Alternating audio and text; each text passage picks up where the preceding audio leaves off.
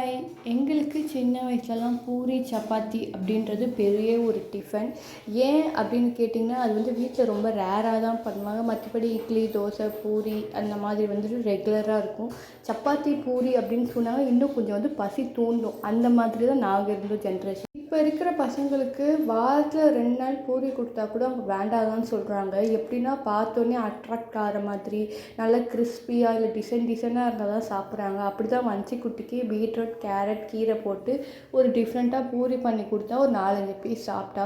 இந்த குழந்தைங்கள சாப்பிட வைக்கிறது பெரியவே ஒரு டாஸ்க் தான் போல. இதை விட ஒரு பெரிய கொடுமை என்ன தெரியுமாங்க? வாயில ஊட்டுனேன்னா 1 ஹவர் இல்ல 1/2 அன் ஹவர் அப்படியே அந்த வாயை வச்சிருவா.